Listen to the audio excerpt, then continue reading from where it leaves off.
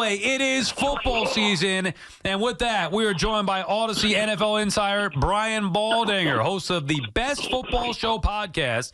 Insider calls are brought to you by Hellman's Real Mayonnaise. Mayo game day. Be delicious. Get it? All right, Baldy, we're all set to go here. Everybody I talk to, everybody I hear or watch or see is high on the New York Jets going into this year. Where are you at with the Jets going into the season? I'm right with the mob. I'm high on the Jets. I can't help it. I know I know what Aaron Rodgers' age is. I know what happened last year, but it's a better roster around him this year. And the guys know the scheme and the system a lot better offensively than they ever did last year. So I think they're up to the speed of where Aaron's at. And I expect Aaron and Breece Hall and that offensive line to start fast on Monday night against the 49ers.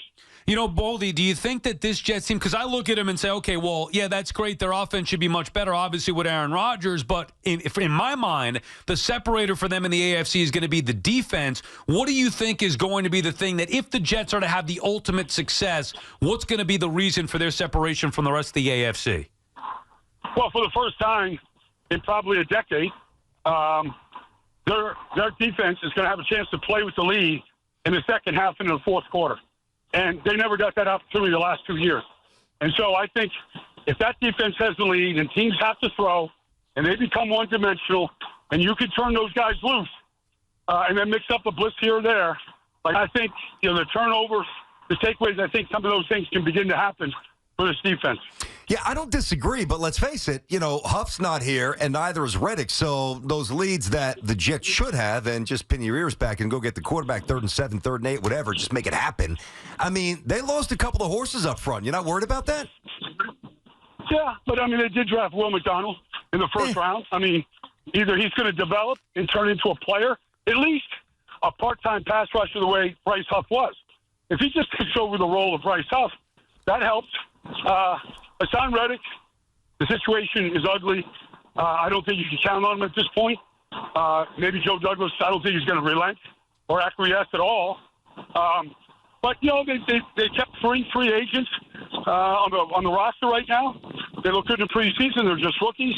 But I think they've got enough depth there to handle the situation. Hey, I just want to probe a little more deeply into this Reddick stuff because every time me and Sal get into it, me and Sal have a different opinion, although I am now of the mindset that he's not showing up anytime soon, but he's got no leverage. If he doesn't play this year, number one, he gets fined up the wazoo, and number two, he doesn't accrue the extra year of service, which obviously impacts things down the road. So he eventually has to show up, right? He's got no leverage. What juice does he have? He's got none. Well, we said the same thing 5 or 6 years ago with Le'Veon Bell.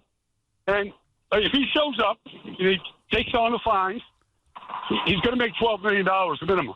Like, you're not making $12 million sitting on your couch waiting for a new contract. So either you love football and you miss it, and it doesn't care what uniform you're in, and you want to play, or you love $12 million. It's not a guarantee that you won, but it's $12 million. I don't think he has any leverage at this point. BT and Sal on the Fan. We're talking with Brian Baldinger. Insider calls are brought to you by Hellman's Real Mayonnaise. You can purchase Hellman's at your local Walmart, Kroger, or grocery store to add extra deliciousness and creamy flavor to your game day dishes this football season. Baldy, what are we working out here? What's going on? What are you doing, man? I'm working out. Yeah. Look at him. I'm heading down to Brazil in a little while, and I wanted to get a workout in before I got on that 10-hour flight. But I can calm it down here a little bit if the breathing's too heavy for the fans out there. But this is like what preseason's all about.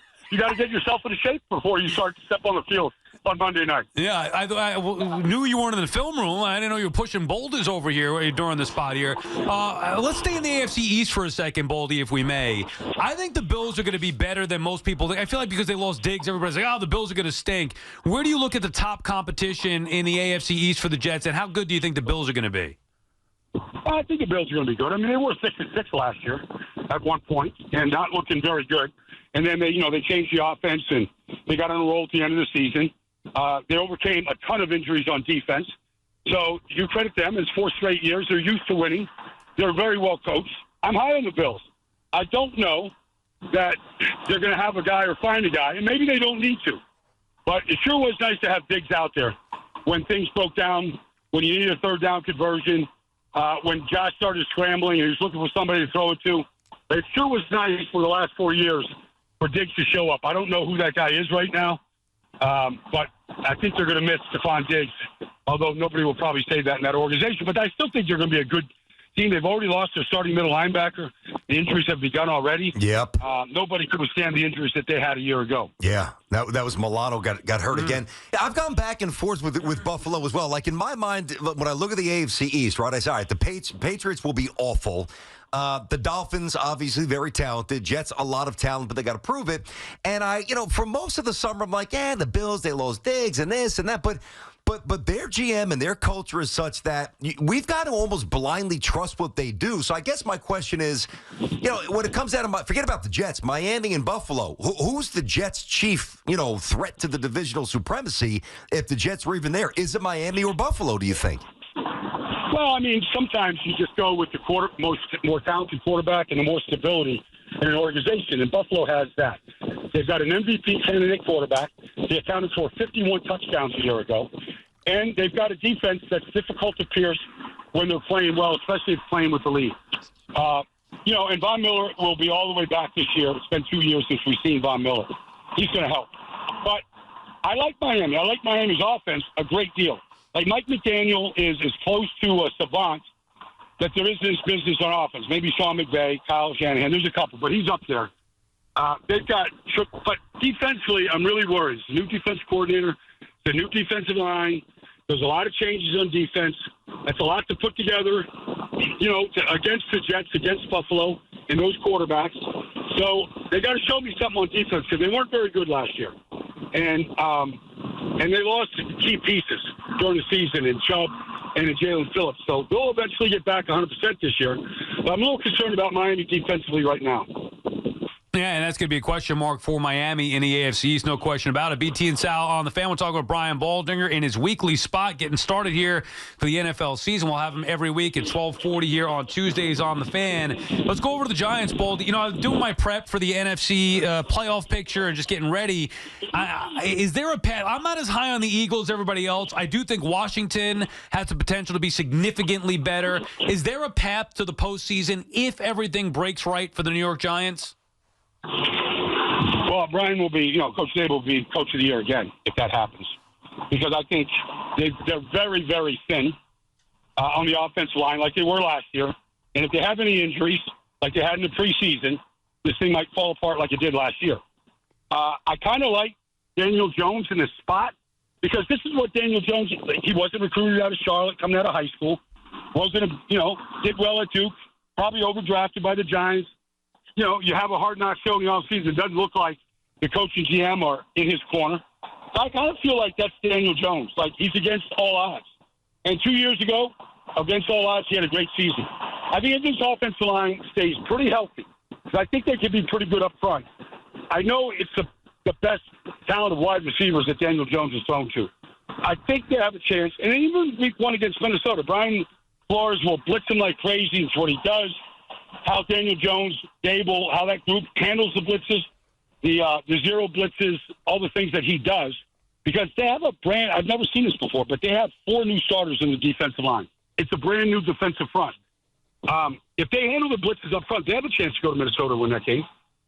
Yeah, I think they should win that game. I think it's 1 point either way, but I actually think the Giants have a chance to win that. But hold on, I got to go back to something you said about Daniel Jones. So you used the term against all odds, and we obviously know what you mean. He hasn't been a superstar. He's had ups and downs. So I guess the less you expect, the better he does. But to me, Baldy, that works if you're a 3rd or a 4th round pick, or Brock Purdy, who was Mr. Irrelevant before he actually played well. He's the 6th overall pick.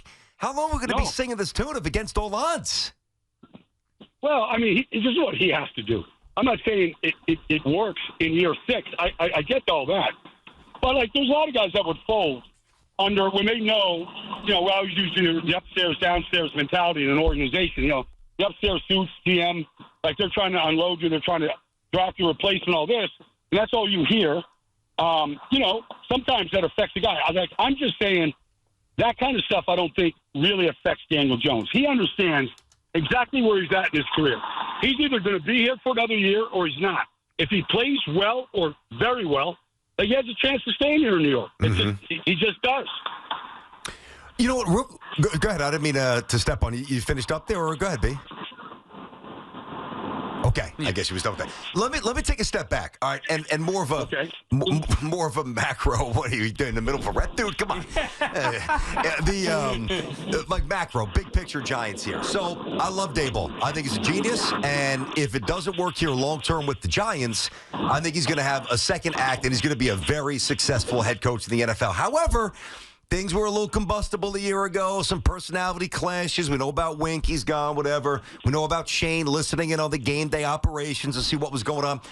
Where do you stand big picture and longevity for Daboll with the Giants as of today? Well, it's look, last year was a disaster. But it started week 1 against the Cowboys when they lose 2 starters in the offensive line. They just didn't have anybody that could step in for Andrew Thomas. You know, they're banking on John Michael Schmitz. They're gone. Like, it was a disaster. I don't care who's calling plays and what you want to design. I like Brian. But I think he can handle New York. I think he does a good job with the media. He is combustible, but that's who he is. That's fine. Mm-hmm. But look, if he gets his team to a winning record, or if they're playing meaningful games in December, to me, with this roster, the way it looks right now, with all the youth, they just re-signed Adoree Jackson because they didn't have a corner opposite Deontay. Like, there's holes in this roster. Major holes. But, you know, I don't know with Devin Singletary and what they're going to do at running back, how that's going to look. But if he gets his team competitive in December, like, Brian's done a good job. All right, Baldy, enjoy the rest of your workout. Enjoy the trip to Brazil. We'll talk to you next Tuesday, 12:40, to recap Week 1 in the NFL. I look forward to it, guys. Enjoy it now. It's going to be fun. Thanks, buddy. Cannot wait. All right. I mean, what do you think he's throwing around that gym? Is he doing squats? Is he just, the meathead bench press? What do we got going on? Baldy's a beast. Cannot wait. Much like that workout, could not wait there for Baldy. That was Get Odyssey. back to the gym, dude. I mean, we got our first conversation. You put the rack down. Let's go. That was Odyssey NFL insider Brian Baldinger, host of the Best Football Show podcast. Insider calls are brought to you by Hellman's Real Mayonnaise. Mayo game day be delicious.